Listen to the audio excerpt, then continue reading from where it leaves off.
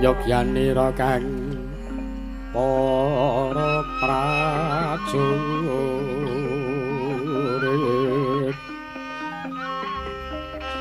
lamun bisa sira angu wato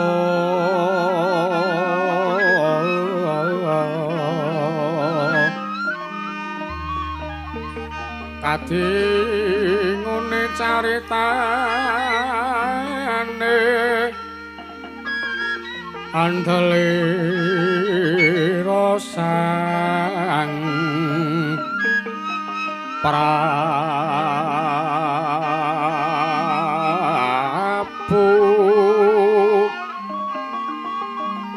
Sasrabawen Maespati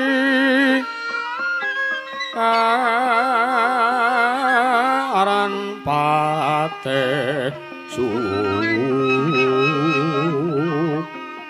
Wanda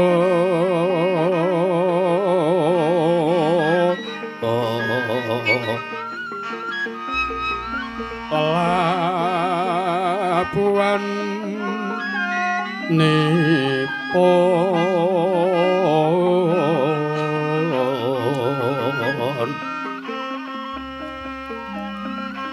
tan kinelung Tri Prakara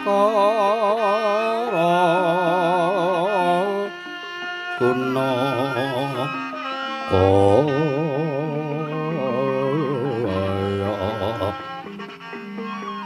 purana ingkang den tapi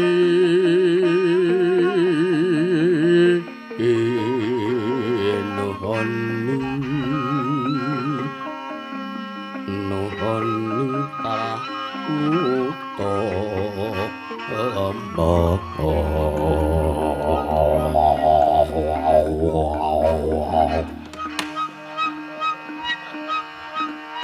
Kemarin gak lu genceleng dasa tenan.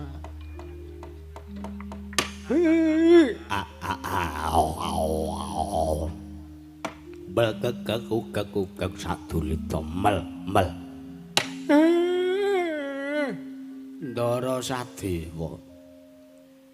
Lah kok teka benten kelawan padatan janur gunung kadingaren tanpa kanta tanpa kanthi. Rawuh sampeyan dalem Ndara Sadewa inggih Ndara Ragil. Wonten madukan Karang Kadempel ingkang abdipun Semar nyadong dawuh. Ya jagat pangestu karo wayah Bathara jagat. Kadangipun Kakang Nyai Sadewa. Pun Kakang Ndarawati melu nayog yani anggone Siadi. Suwanana kersanipun Kakang. Yo suwana ning padukan Karang Kadempel. Sinuwun Ndarawati kula ngaturaken wedhus. Bocah senengane membong-membong. Wah. Aku mung cendhek ta, Tru. Kurang dawa. Ayo pijet. Wow.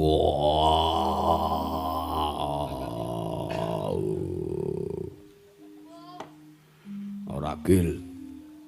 Nanawa. Nana wigati buswaning negara Ngamarta. Ora malah sowan ngersane Dipol kakangku. Karang Kadempel. Lagi. Madura. Yayi Sadewa. Ana perkara apa Yayi teka sowan ning Karang Kadempel. Pun kakang ing Madukara nyadung ature Siadi. Ya Nun. Ya jagat pangestungkara Kakang Semar. Kula wonten dawuh. Nala Garing. Ana dawuhmu apa, Yayi Sedewa? Satemene anggonku prapta. Ning Madukan Karang Kadempel iki mung arep nyuwun senjata pitulunge Kakang Semar Badranaya. Ternyatane kondange akeh padha nyebutake yen to jagat saisine bakal tentrem kalamun to ing kono tinunggon Panakawaning Karang Kadempel ingkang ora ana liya kejaba mung Kakang Semar Badranaya. Jalaran jagat nyebutake yen to Kakang Semar Badranaya kuwi pusaka kang bisa kandha jimat kang bisa ngucap mula aja kaget. Yen to sawanku marang Padukuhan Karang Kadempel iki dadi utusaning para Pandhawa Kakang. Pandhawa utusan kalih sampeyan Wigatasena Pandhara. Ingkang ora ana liya kejaba wigatine Sedewa kinenjaluk senjata pitulung ana ngersane Kakang Semar. Gandeng Kakang Semar kuwi pangijawanting Sang Hyang Ismaya. Mula mesti wae mangerteni marang sak mobah mosi ing titah. Lah banjur kang dadi wigatine Kakang aku arep matur sartane aku arep nyuwun dawuh Kakang Semar. Samengko yen to pancen nyata Kakang Semar kuwi lantip ing panggraita marata diaganane Sedewa sowan ning Padukan Karang Kadempel iki aku mung arep nyuwun dawuh Kakang Semar. Munggo ana ngendi dina sakmengko papan dununge Kanjeng Ibu Kunthi Talibrata ingkang wasana 3 candra hari kalunggan sakmengko ninggal marang Prajanegara Ngamarta. Kamangka wis ora kurang-kurang nggone para Pandhawa ngupadi sarat sarana. Uga wis ngrawuhake Brahmana winasih 1000 sugata miyang para nimpuna. Kinarya ngupadi ana ngendi? Dununge Kanjeng Ibu Kunthi Talibrata ya Kanjeng Ibu Prita. Nanging sakmengko durung ana trontong-trontong sulaing pepadang, malah ana sawijining rasa mangu-mangu sarta ana sawijining rasa tidha-tidha sakjroning atine Sedewa Kakang. Nggih.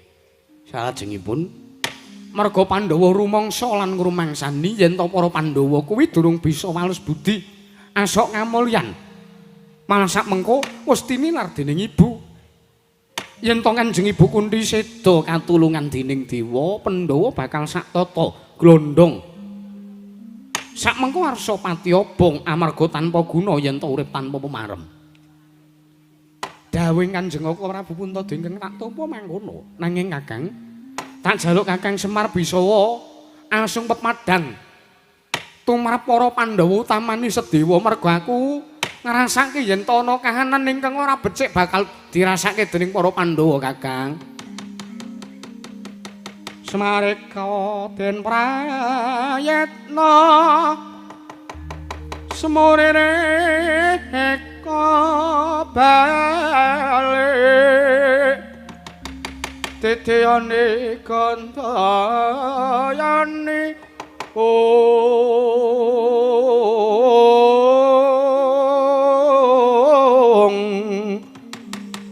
Trisunya Purnama sasi kilar-kilar semeti tengahing latar mileng ana lintang Bima Sekti.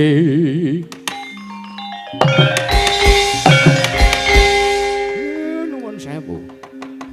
Perkara niki kudune sampean sing iso nggagapi.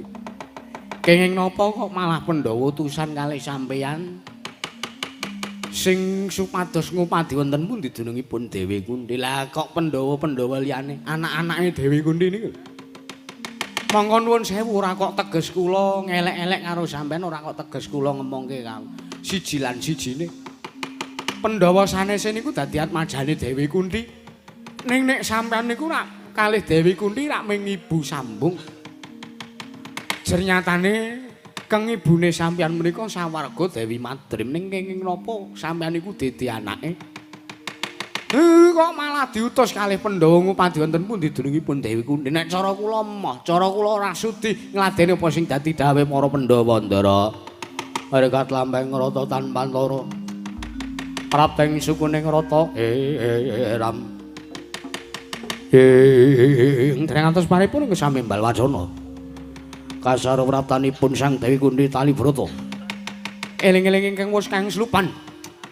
Denang slupi dening wujuding jim kalikon sak temah ngluruk Padukan Karangkadempel. Nyumurupi tejaning Sang Araden Sadewaya Ragil Pandhawa. Pramila sak mangke giya nuju wonten ing pendhapi Padukan Karangkadempel. Sinambi Bramarkata cayaning Sang Dewi Kunthi karya kaget ragiling Pandhawa. Tandya bala Pandhawa nyaga mulung mangung sirih Parasata Kurawa. Kambak onge sura katitik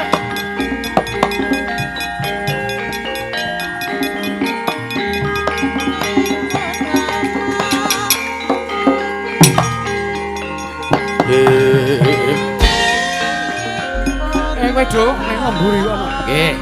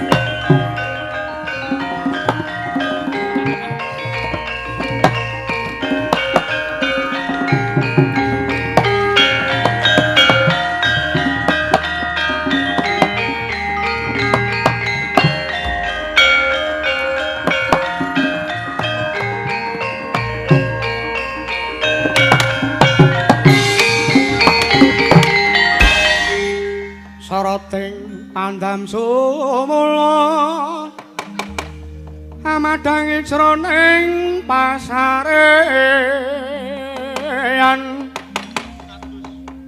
nani watana remu-remu kalingan ngengrengan sang Dyah Manahengkung sumungkem kulit sang kakung rerempo alon wuwu sira bapu yayi man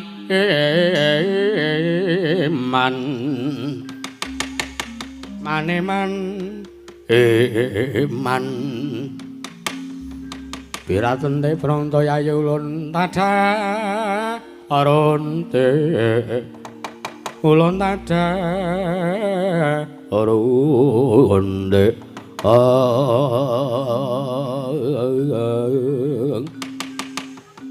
Sarawa paduka Kanjeng Ibu Kunthi Talibrata ingkang putra pun waragil ngaturaken sembah sungkem mangabekti kula kunjuk Ibu Sedewa tak tampa Ndara Kunthi lah niki lho sing jeneng Wahyu menika nek ampun badhe tumedhak monggo sing arep sing arep kasinungan Wahyu menika disenengi kalih wahyune. Lah nggih niki nuwun sewu. Senajan to sampeyan senes putrane Dewi Kunthi ning malah Dewi Kunthi mrepeki kalih sampeyan. Nah, mbok menawi niki dadi wijining Samsita. Samsita ya. Pratandana. Sasmita Samsita. Sasmita. Sang Dewi Kunthi Bagong tatot. Ambok diombeni Super Tetra.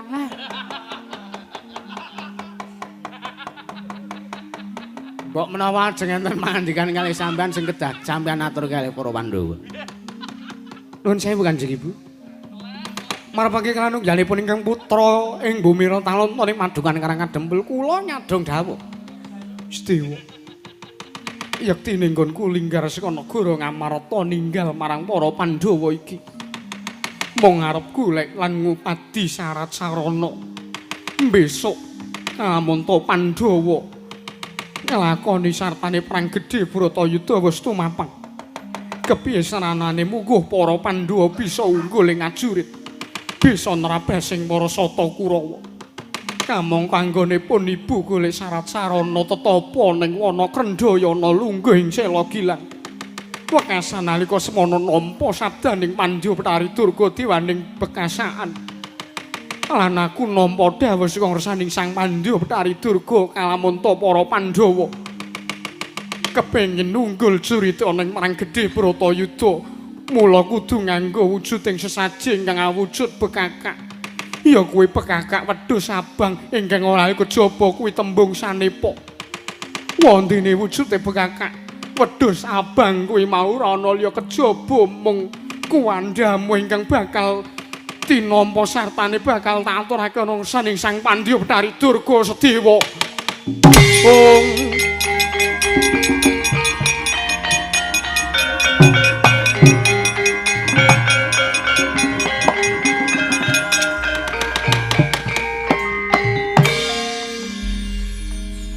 Sewu lepat atur diageng pangaksami Kanjeng Ibu.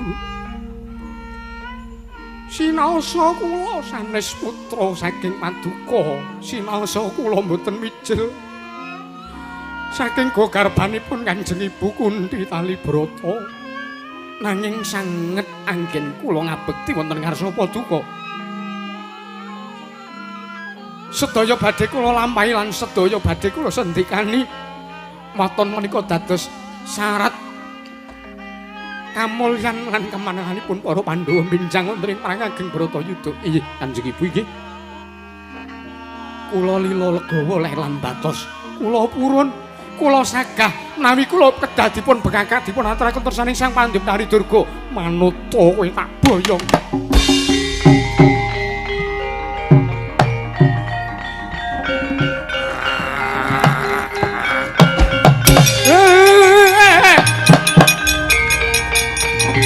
Apa ya, Pak? Malah piye kae Petro piye? Wah.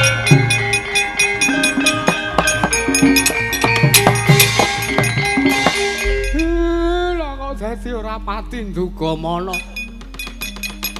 Sarawe Dewi Kunthi jebul ngemu pasemon sing sajak beda kelawan madatan. Mongko nggone rawuhe arep mboyong Ndara Sedewa. Petro, iki piye Petro? Iki piye? Ndaramu ragil dicokot karo Ndara Kunthi jare arep diaturke Betari Durga. Iki piye? Iki piye? Hei! Wong tuwa yahene bengak-bengok. Pila ora ngerti ndarane ki duyak. Ditulungi. Dadi wong tuwa kok iki piye iki piye Wek sapa Dik? Kowe iki yo mek padha wae kok ngene. Dadi wong tuwa ki nganggo mikir, ha? Tak omong kowe dadi bature Ndara Sedewa ki wis suwe, momong Pandhawa ki wis suwe. Kala mangsane nek Ndara Sedewa utawa Ndara Pandhawa liyane kasipan ki ditote. Ora malah iki piye? Ora tuwa tak saduk wetengmu kowe.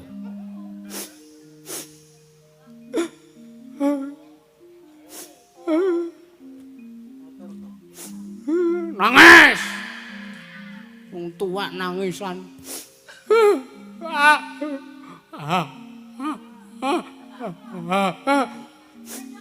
Mesake lho Gong bapake mesake nang panik kok malah tau uring-uring. Ben.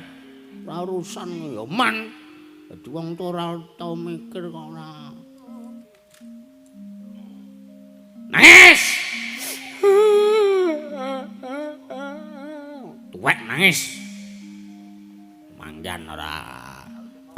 Apa? Kowe arep nangis? Kok celeng ngono ora. Kowe iki anak mbarep pila borong nglipur atine bapak wae diuring-uring karo Bagong mah. Nek dipikir bapak mesake ya terus. Ha iya. Krembak-krembik. Kang, tanggung jawab, Bang. Ya wis.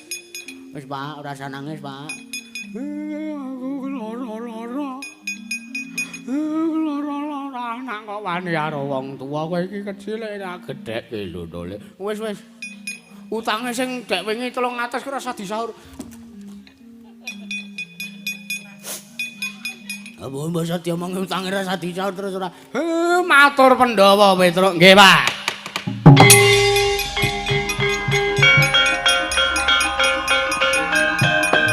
Kebalik.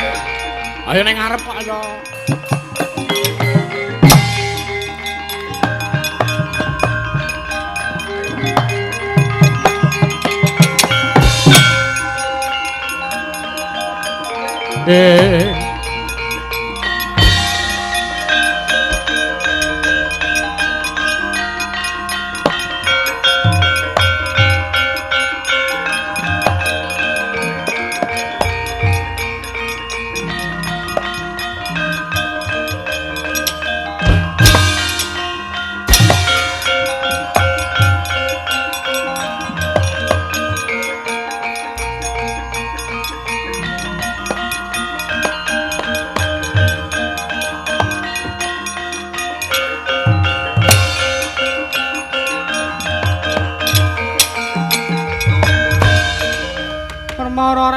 Swamya ngambrengeng kate karenaning kaswase yaning marga amalagung tumiring sang Kandawastrat Paja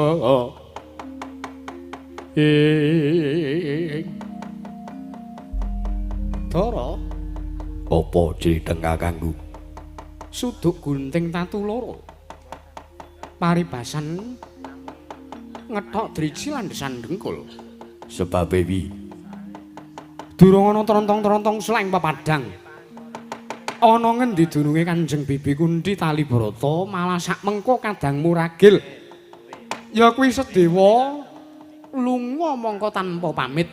Wah Kresna kakangku Werkudara piye Nendaraturku rasah nuwuni dawuh Darma Kusuma kakangku.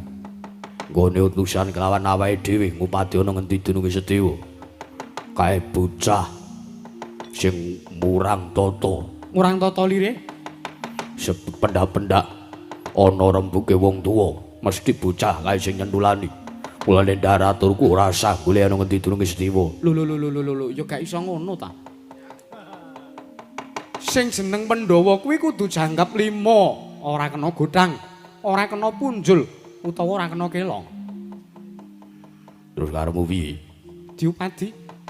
Prayogane ngupadi ana ngendi dununge Ibu Kunthi? Banjur ngupadi ana ngendi dununge Siragil Pandhawa? Yo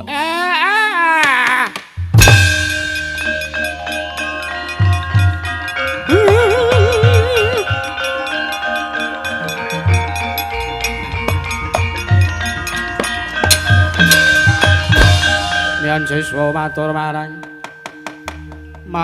Sang Mahayogi Sang Wipra Kadiparan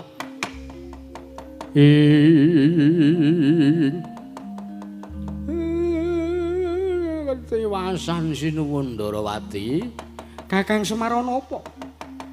Mlayu-mlayu sowanmu tumuli nglumpruk ngrangkul marang aku. Ketiwasan mengki yen sampean mapan teng mriki. Lah kok mboten mapan teng Datulaya Prajanegari Ngamarta niku sebabe mergo aku ngupadi murcane Bibi Kunthi ingkang sepisan. Ha iki ping pindhone aku ngupadi ana ngendi dununge Sedewa. Mengki yen wau niku Ndara Sedewa rawuh teng Karang Kadempel niku. Loh, yen ngono saiki Sedewa mapan ning Karang Kadempel Kakang Semar. Lah, mboten. Ngomong sing tenan tak dugang. Sareh to, Gus. Lho, banjur mapane Sedewa ana ngendi, Kakang? Mengki yen ngawuni ngono kula tak crita riyen. Niki wau Ndara Sedewa rawuh teng Karang Kadempel ngendikane diutus kalih para Pandhawa ngupadi wonten pundi. Dunungipun kang Ibu inggih Dewi Kunthi Talibrata. Lah kula nggih menyayangkan nuwun sewu wong Ndara Sedewa niku sanes atmaja asli. Saking Dewi Kunthi sanes bocah ingkang mijil saking go garbaning Dewi Kunthi Talibrata. Lah kok teko diutus golek Dewi Kunthi. Wong ngendikane diutus kalih Pandhawa. Werkudara, apa? Apa Pandhawa ana utusan nglawan Sedewa? Ngupadi ana ngendi? Dununge Bibi Kunti. Babar blas ora ana wong utusan. Wah, mbok menawa pancen kuwi mung reka dayane Sedewa. Bocah siji kae ora ana wong dawuh senengane mangkat dewi. Basa didhawuhi ora tau kok jeneng ngestoke dawuh wong tuwa. Mengke riyen to. Nika dadi seling surup rembuke Kakang Semar. Wonten dawuh. Sayekti Sedewa nggone lunga saka negara Ngamarta kuwi ora kok diutus dening para Pandhawa. Terus Nanging pancen Sedewa oncat linggar saka negara Ngamarta tanpa pamit. Niki tenan apa pripun?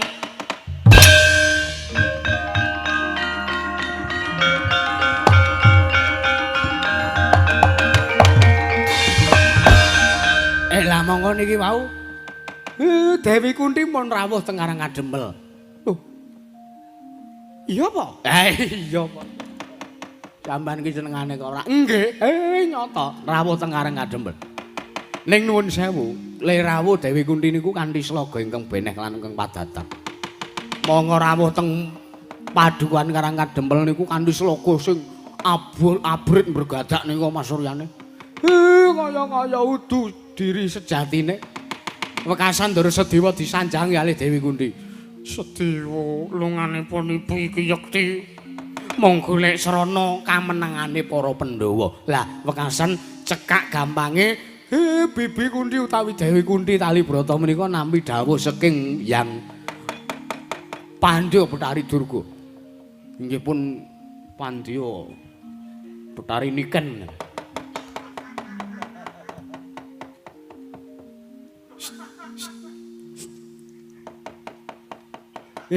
Nampi dawuh saking Betari Durga ngendikane nek Pandhawa pengen unggul ten pabaratan perang Gedhe Bharatayuda kedambe kakak wujudipun wedhus kendhit. Wedhus kendhit menika angel padine. Monggo sampeyan ngupadi wonten Gedhe Bharatayuda. Saya adoh, saya adoh. Ya monggo nuwun sewu, pertalit sakniki mundhak. Jawa mundak niku kula ganti solar. Mergane nek ngiwa sithik niku mungkin tekan Gedhong Kuning. Terus sing Gedhong Kuning ngiwa mengke ngidul. Bunjengan ngono kentekan bensin delalah kentekan bensin teng Sarkem. Bare bagus mampir ngisi bensin kalih. Ha mengke serang kanan.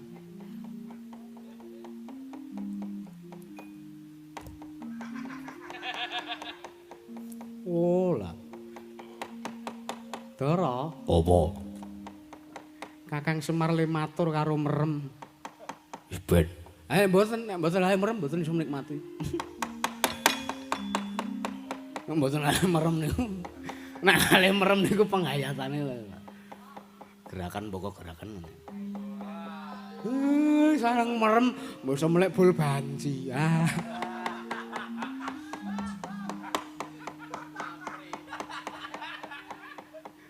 Iki dadi nek arep nyambut gawe ngono niku rasane nek ora di. Mara-mara kok plak-plak. Lho, iki sak geleme dhewe. Oh, kok ya sak geleme dhewe kok. Sari, Bos. Pripun? Deloken iki bapakmu ki. Ki bapakmu ki deloken. Mereka nek ora di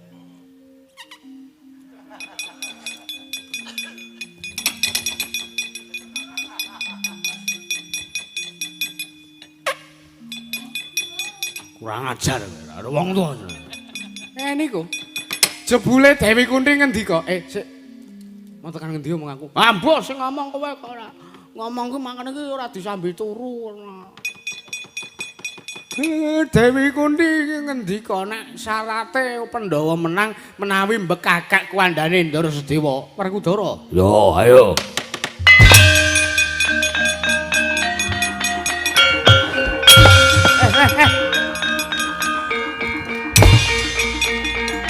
Walah sikake.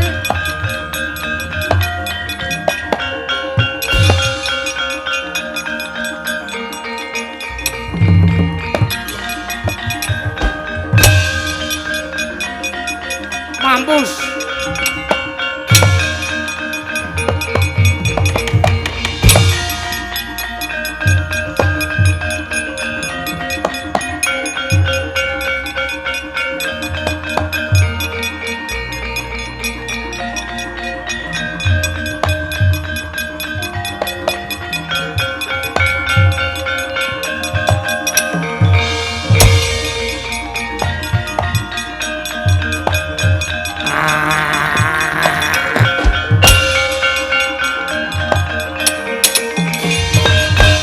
Linarak-larak Sang Raden Sadewa dening Dewi Kuning kepanjingan Jim Kalika nalika semanten dubi sumurup citraning Sang Raden Sadewa dadak sakuling manggih kapandhuk beda ring katresnan nenggih emban Kalika wau.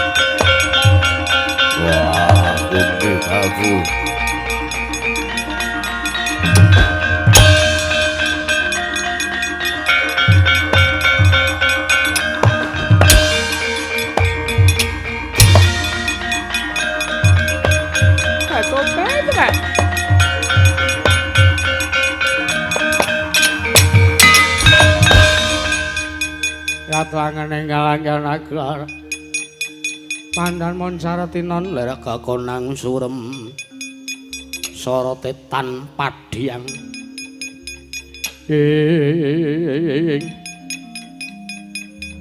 jebul tinemune wujuding Jim ingkang dia ngangslupi angganing Ibu Kundi. Coba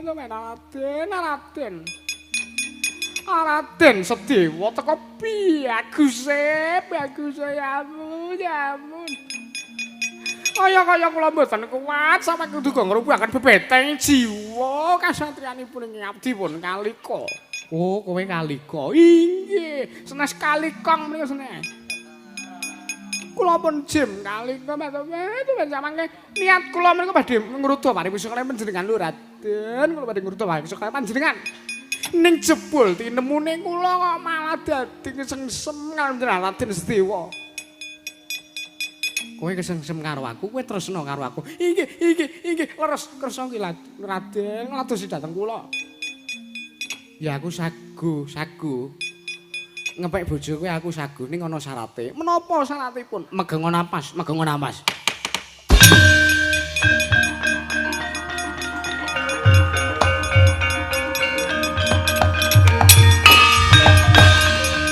Nalika semanten Sang Emban Kalika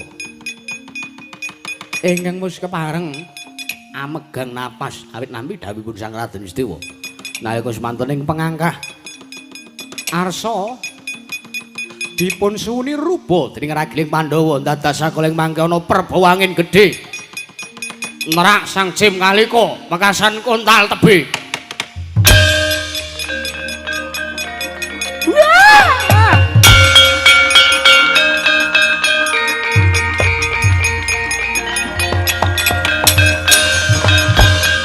Areng ngedel mlajari Sang Sedewa nalika semanten wis kepareng ngunduraken dhateng Sang Jim Kalika ingkang sampun kepareng mijil saking angganing Sang Dewi Kunthi Talibrata kocap nalika semanten ingkang kekalangan Malaya nenggih Sang Mahardi Kengrat ya Sang Hyang Bathara Wenang dahat kami welasan amulat citraning Sang Raden Sedewa Kyong Jawan Lamanjing tunggal sajiwa lenggah madaning singgasana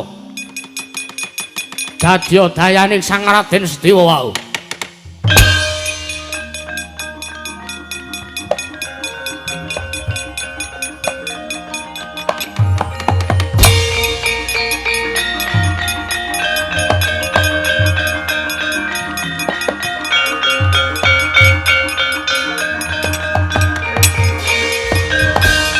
Ya Jata laruta saking kutha sang kuru kula yen tan mutusa sang Sri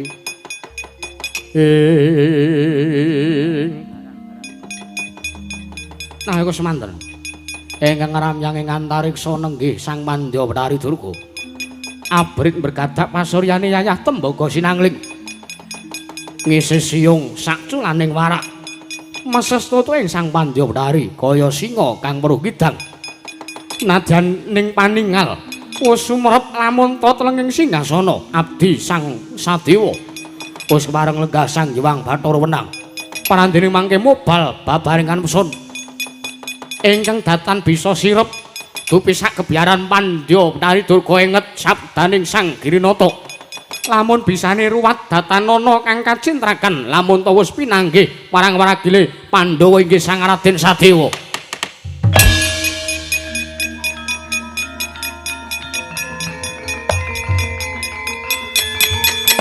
ato kene manggung kula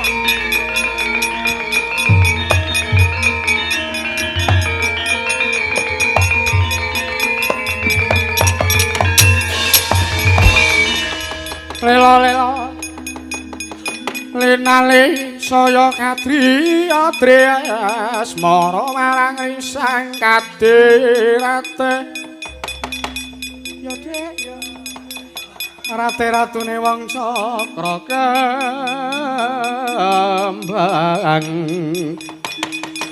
kembang saya kusuma asih maring kawula kula ngaturaken sembah pangabekti kula kunju sandhaping pepada paduka Raden Sedewa ya jagar pangestu ngoro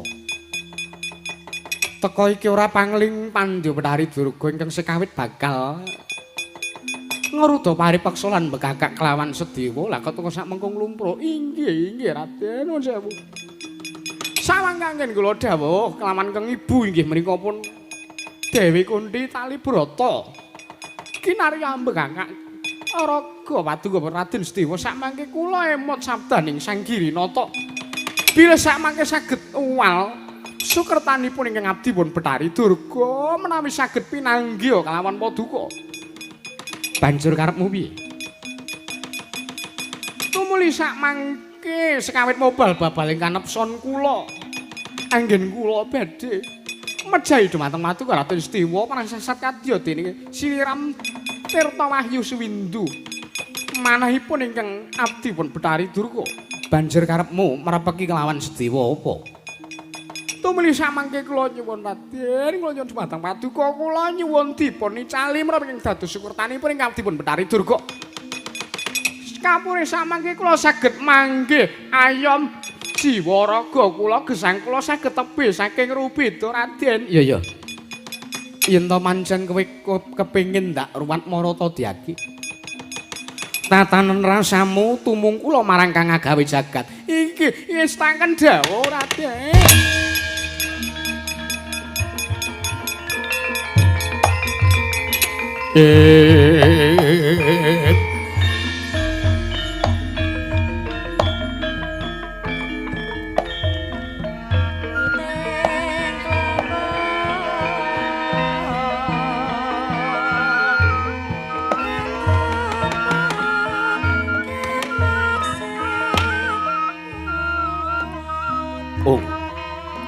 Awik nam astu mugi rahayu sagung dumadi awik nam astu mugi rahayu sagung dumadi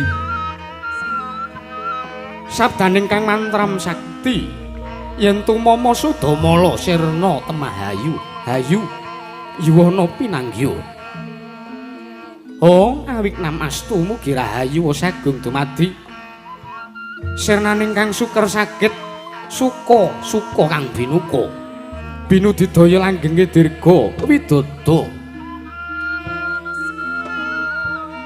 Kulana Subasta kang cintraka luntur lebur ing diyu dayaning kang mantram nyata awik nam astu mugi rahayu sagung dumadi hambek Sandala wis tampis tupes ing tapa brata hayu hayem temah ayem kang hambek prahala lebur awit kersaning dewa denawa raseksa kamprung bali ajaling mulanya hong awit namastu ugi rahayu sagung dumadi suluh sulak anyunari saisine jagat raya saking Hyang Surya dayane ing jagat wis kawratan kang lali gya elinga yen wis eling temah yuwana ingkang anyaketana Ong awit namastu mugi rahayu sagung dumadi Jawata Hanjejangkung yekti ya iku Sang Hyang Prabancana ameses prahara gedhe aweh daya sagung gumelar kabeh titahing dewa Sang Hyang Agni sumuluh dumilah mrih daya panas Ong awit namastu mugi rahayu sagung dumadi panas kang sayekti gaib dadi daya panggesangan gesang kena ing dayane uga dadi pangleburan marang para kang durhaka padha nyanyunari kalbu ambuka salira ing tingkah Ong awit namastu mugi rahayu sagung dumadi kang becik nemu becik kang ala temasirna ing Jawata wasisane Ong awit namastu mugi rahayu sagung dumadi kang asipadiyu wasirna sukertane temah brasta keneng daya temah hayu nirmala temah laloya hayu hayem ayom sakabehe Pandhawari Durga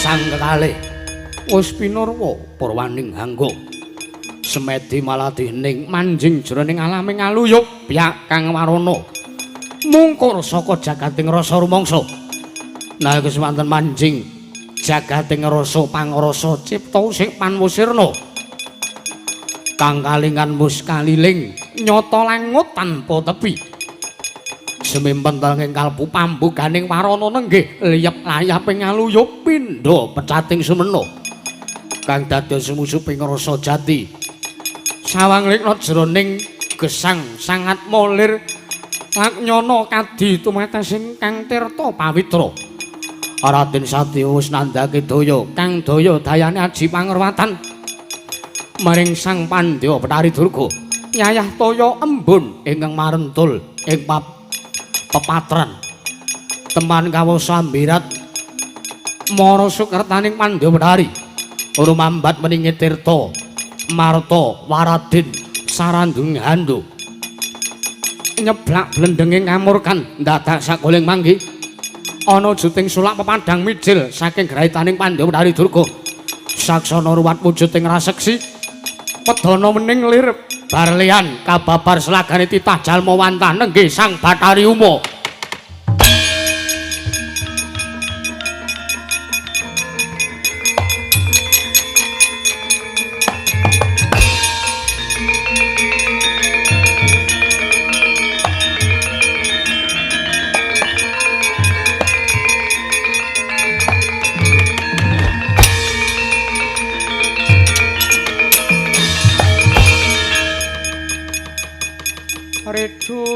ngawur mangawur-awur-awurahan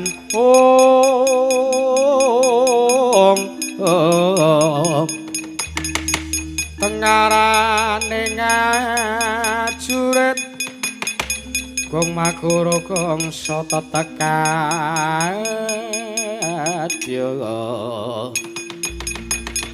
tetekadya putula Warman Sri ting turangga hesti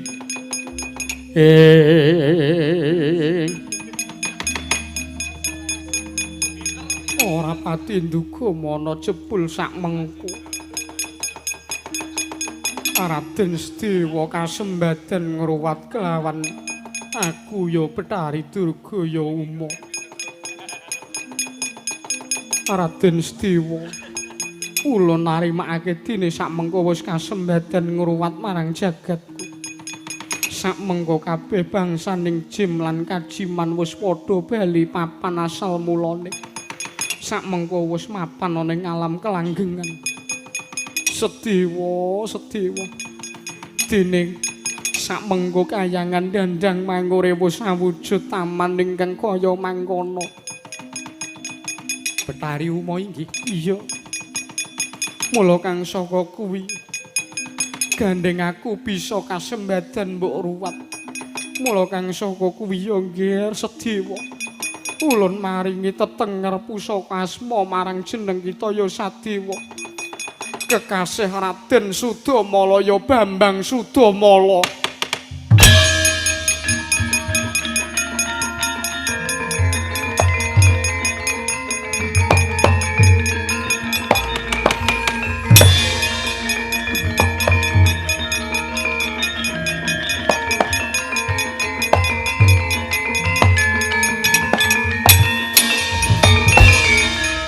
Sang Hyang Tata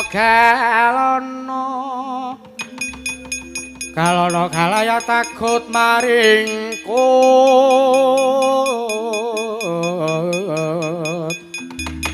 Kura rupane kakiri kiri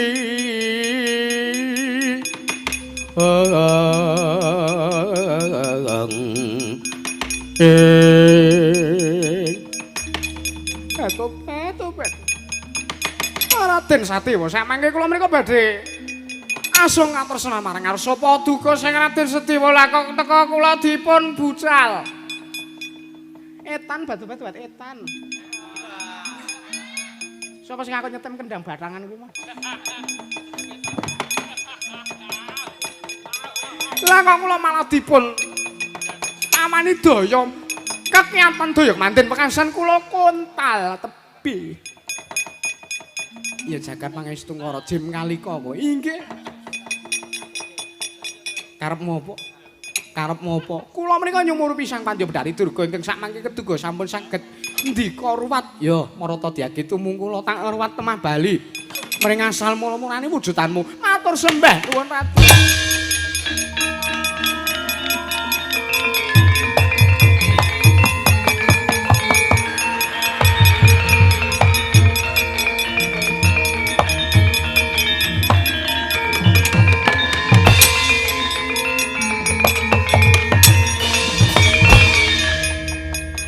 Abdi Panembahan Raminten kula ngaturaken manun ingkang tanpa pepindhan Raden. Iya. Mban Raminten tiba padha-padha. Anggonmu iso dadi wujud nyrengengeh kaya kalika kuwi. Merga nalika semana amarga keladuk nggonmu mitenah marang Dewi Ragu. Temah nalika semana disotke dening Sang Prabu Dasarata dadi wujud raseksi kaya ngono mangke. Inggih. Kamangka saiki wis kelakon wujudanmu bali kaya wingi uni. Matur nuwun Raden, matur nuwun Raden. Matur nuwun. Iya aja banget-banget nggonmu ngalembono lan ngaturke panuwun marang aku. Inggih. Mban Raminten kula wonten dawuh. Gandeng kayangan dandang mangure wis dadi wujud taman ingkang indah. Sesawangane mula kowe tak masrahi kewajiban. Kewajiban kula menapa? Kewajibanmu supayane kowe tetunggu kahanan ana ing taman dandang mangure. Jaganen reksanen kanthi bener lan prayoga. Ngestaken dawuh nyuwun pamit Raden.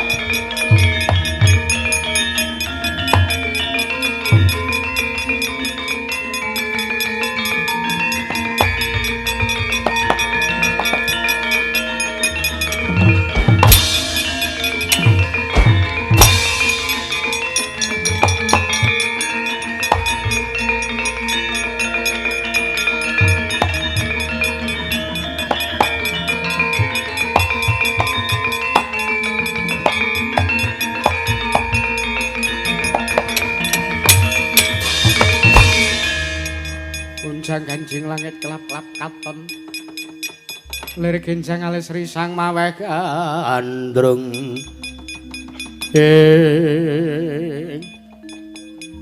kula ngaturaken sembah bekti kula kunjuk pukulun. Kula ngaturaken sembah bekti kula kunjuk kok Prabu. Lho. Dara. Apa? Iki kok dadi padha ngapurancang kabeh iki piye to? Jeneng niki sapa sing arep disembah?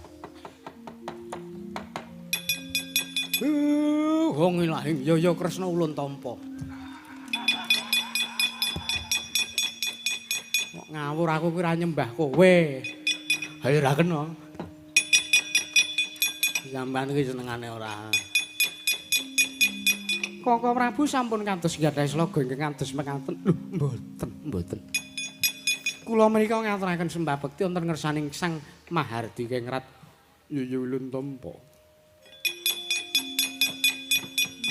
Tuweane mburi kon minggat. Ora minggat kok lakon tak ruwat saiki.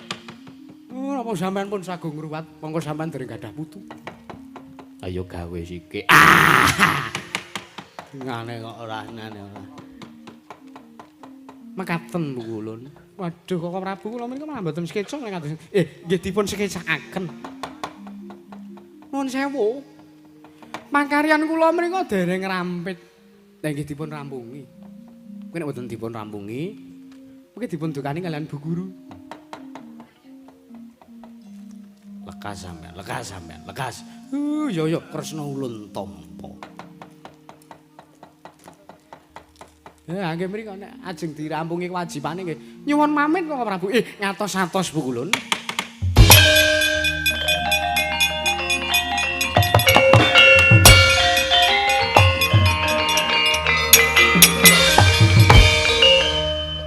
Ilahing ampun Mas Momo Sidem. Sekarang bono langgeng munat sareng ngrusumane wrindi rasa manungsa mangsani lir jalma ilunga jarweh pusin aku ceng carita olo becik wis gumelar. Ya Kresna Ulun Tampa. Samengko jeneng kita aturake bekti kaliyan mandhanun ora liwat pangestu ulun tampan. Ya Janaka Ulun Tampa. Ya. Werkudara Ulun Tampa sembah kita ulun tampane pangestu ulun tampanana. Samengko jeneng kita uga paring murun paringi pangestu keduka bakal bisa ndayani tumraping manggisangan kita. Semarake gendeng ora mer. Ya.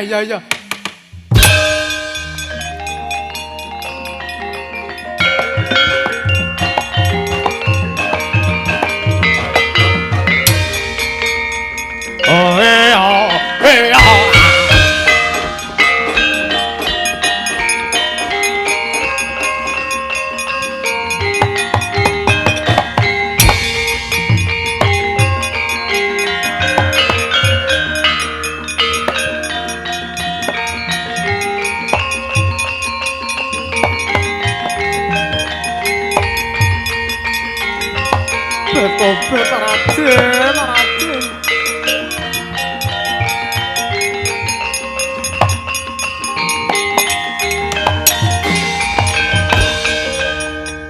Aredu mawur mangawu abur-aburan.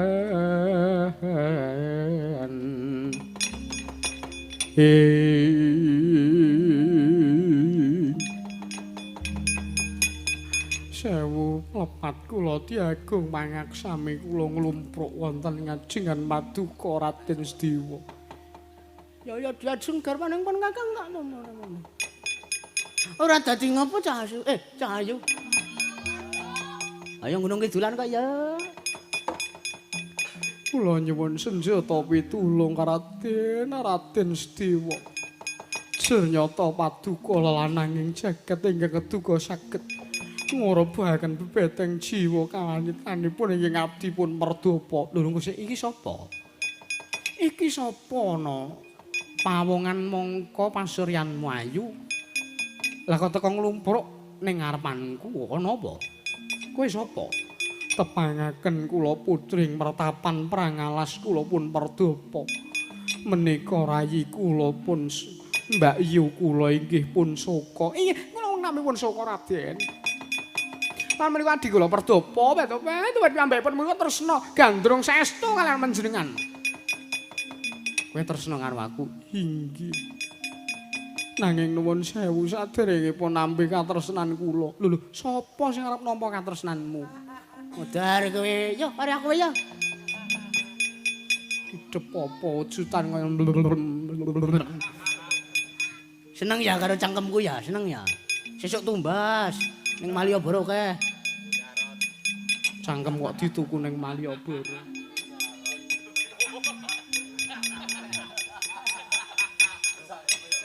Kula aturi nampi paswitan kula nanging saderengipun kula matur kekados mekaten.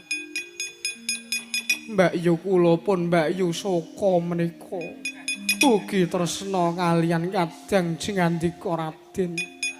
Mbak Yu kula pun Mbak Yu Saka menika tresna kalian Raden kula nanging menawi kula tresna kalian jingandika Raden Sadewa. Bagong nggih, siap. Lho, ngopo? Anu to, Mas Nakula to? Kan ndak mriki to? Ah, nggon YouTube ngoten niku kok. Wong edan ora. Ah, mrene. Lho, sak geleme dhewe. Ana wong kok dicengkiwing ora. Lho. Hi, kowe. Lenggah mriki. Ane kok ora sampean ki kok. Niki dese sing sampean goleki. Ana kok nganti ngrekasake wong gerang. Ana apa, Bogang? Bagong. Bagong kok Bogang. Nun mangke Kakang Mas. Pawistri ingkang maponten sak pengering panjenengan menika tresna kalian panjenengan. Apa iya Yayi? Inggih. Kowe tresna marang aku? Inggih Raden Batobat. Menika Raden kula cetha sami kalian masumenan kula sami Batobat. Padha ora ora ginggang sak rekmo. Ih. Via to kowe? Dede. Oh lah saya talent kaya ngono terus tak kira nek jenengmu Via. Dede Batobat. Dede kula pun Dewi Saka. Widhi. Nek kula kok muni wedhe iki. Kula pun Saka. Kowe Saka. Inggih. Iki ngapa kok ya nakokke adikku barang? Apa ya tresna karo adikku? Lho. Gak ngono. Ora ngono karepku. Mriko rayi kula pun Yayi Perdapa mriko. Oh, Yayi sapa? Yayi Perdapa. Tak kira nek Yayi Galuh. Dede. Batope sampeyan mriko kaya. Kersa nggih Raden, kersa kula dosi ya yen pancen keparanging Jawata kowe karo aku dadi jodhone, ya aku mung ngari nglakoni. Ya, Batope seneng aku.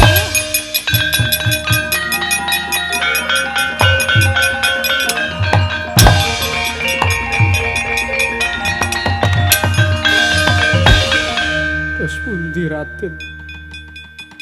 Samangke kula nyuwun dipun maringi senjata pitulung kula dipun bujung-bujung dening wujudipun yaksa kekalih. Nama Kalanjaya lan Kalantaka. Kon tekan kene butane kaya ngapa?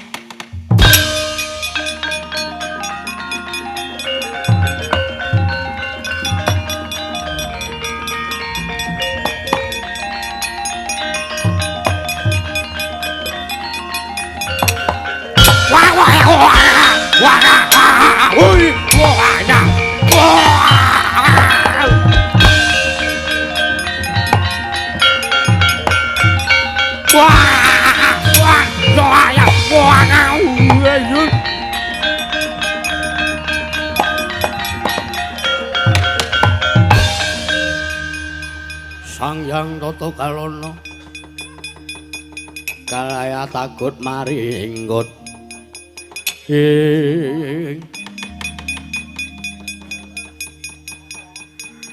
pukulon kula ngaturaken bekti kula kunjuk. Ya tak tampa Kalanjaya kowe. Ainuk non. Pukulon kula ngaturaken bekti kula kunjuk pukulon. Ya tak tampa. Nuwun sewu, paduka pukulon kok ngucik bojone adi kula. Sampeyan kok nggembrik bojone bojo kula. cangkemmu sing apik ning ngarepe dewa kira. Ah iya aku apik yon kok. Sampeyan lah kok teko sak mangking gandeng asta kalian garwanipun ing abdipun Kalantaka. Wis ora sado. Padha kok kan merdondi sing ora-ora. Kowe iki dewa. Kowe iki dewa lumrahe dadi dewa iki ning kayangan ora kok malah dandan buta arep jatilan ngono apa piye? Waduh. Piye iki, Kang? Konangan kaya ya konangan ya wis badar. Nanging kula mboten mangertosi sranipun kados pundi kapure kula saged wangsul kadya wingyune. Nggih, sami Bu kula. Kados pundi sranipun kula saged wangsul kados wingyune kula bingung. Marta diakil remo rasamu.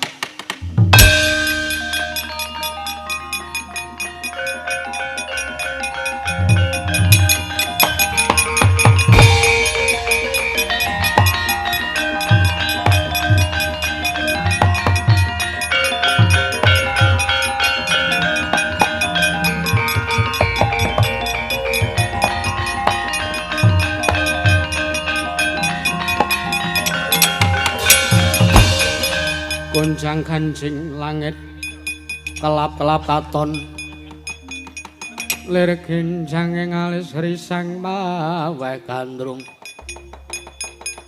ye astungara sidam karing bawana langgeng nyata lantip wasising wicara Sudamalaya Sabdewa ulun ngaturake panuwun. Ih, kandela sami-sami pukulun. Yaksa kalih ical wujudipun badar sejatining wujud Sang Hyang Citra Nggoda lan Sang Hyang Citrasena. Iya Sudamala. Nuwun sewu. Ari kala semanten wewujudan paduka saged dados wujuding yaksa menika awit kenging soting Sang Hyang Bathara Guru amarga paduka kekalih menika anginjen anggenipun Sang Hyang Jatimurti nggih nyosiram jamas dipun kosoki dening para widodari. Inggih. Iya Sudamala iya. Mulane sesuk nek ana wong adus ya aja dinjen ning mlebu adus bareng ngono. Ponokawan kurang ajar kae. Mulang sarak pakartine. Senengane anggepe apa?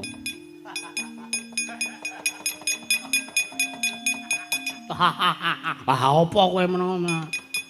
Ayo adus bareng yo. Gah. Padha lanange kok. Aku terus sareng apa? Kocok-kocokan. Ngambemu ora. Ngok senengane ora. Yen mangkono ulun ngaturake panuwun. Ulun kondur makayangan. Ih, sing atos-atos Bu ulun.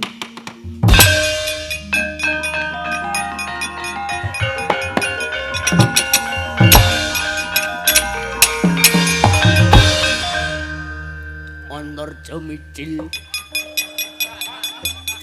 Gong ora dienggo suluke ta. Antarja micil jroning bantole.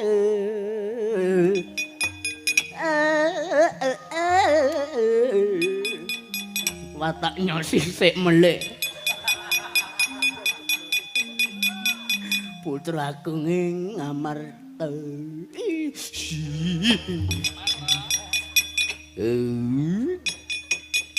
Ngawur ora. Apa neh? Cakepan sulu aku ndek akeh banget. Satri gumunung mangremang. Makiri raro nanggana.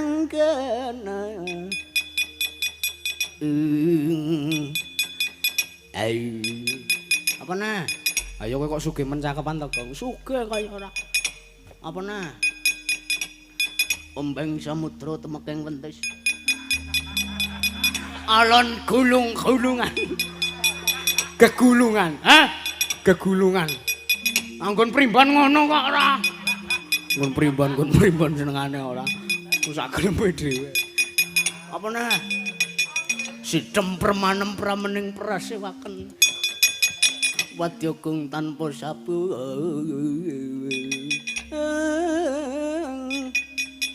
Kaprapan Sang Nalendra tama mango-mango manangene. Lerwu sing tupa pini panca pepet toking. Pepet pekepepoting ayam. Kowe kok entuk cakepan suluk apik-apik ngono ki ngono. Hah? Entukmu saka ngendi? Ayo saka Primbon. Primbon ora. Miat langen ning kalanggian aklar pandamu muncrat. Us. Lambemu. Kita satri gumunung mangrempak.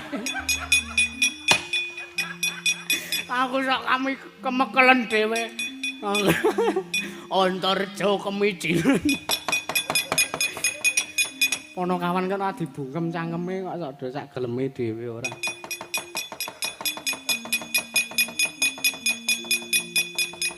Senengane kok apa ora. Ngaturake panuwun Nyai Sedewa. Iya, Pak Prabu.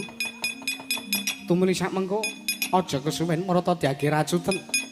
Racuten Sang Mahardi kang rati kang mapanane anggamu nyestaken dawuh.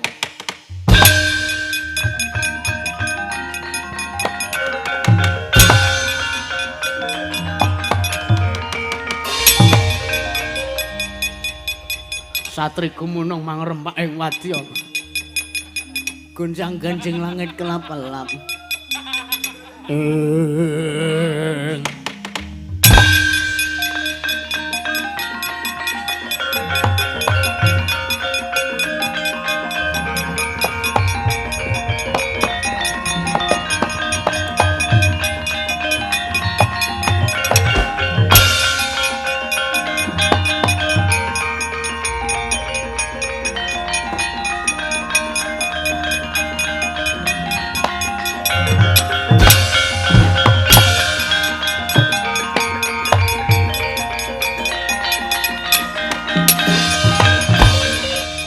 Hanggro sesumbar mawalindo bumi gonceng malada gontor gatuk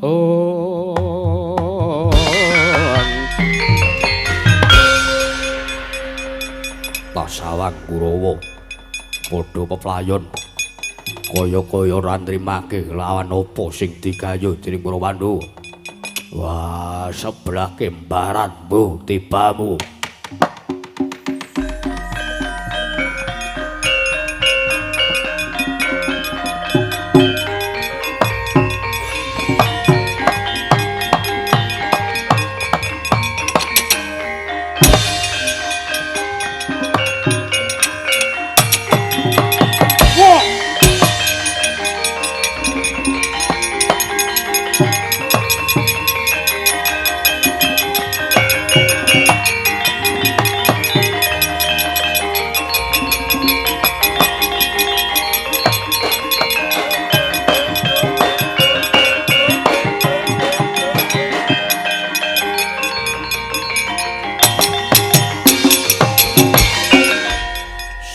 Satri gumunung mangrem.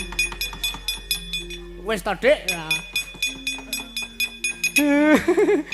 Purna gatining carita. Yo. Semar kemijilen. Mon mari purna sak mangke Dewi Kunthi. Tali brata sampun marang kundur wonten negari Ngamarta. Iya, sampean iki kok guyu kaya ngerti-ngerti ya. Aku weruh. Wah. Dituduhi Bagong. Nggon HP. Wontorjo. Nggih, pun. Sak mangke Dewi Kuntu. Dewi Kunthi sampun kepareng kondur wonten negari Ngamarta. Iya. Ngaturke panuwun. Nggih. Purna gatining carita kula tutup kanthi atur panuwun rengsanipun DPRD Kutha Ngayogyakarta sak jajaranipun semanten ugi kula sak kanca dalu punika kangge nyeladi lan ngemban dawuh kewajiban saking DPRD Kutha Ngayogyakarta kula Semar Badranaya sarjana hukum ingkang minangka wakil saking jajaran direksi ingkang bertugas kula nyuwunaken pangapunten kula sak kanca mbok bilih kathah kladuk ngatur muna-muni solah bawa ingkang kladuk wani kirang deduga. Wis ana panutupe ngatur matur sembah nuwun Ndara. Slamet to sing nanggap, slamet to sing ditanggap, slamet to sing nonton tanggapan, slamet to sak kabeh-abehane. Satur iku ngono wae. Wis. Nggih. Pungasane ngatur Jaya-Jaya Wijayanti. Kanthi sesanti mrih manggih Basuki Yuwana tinebena saking Rubeda Cinaketna mring Karaharjan dipun tutup korining Guthaka Ndara.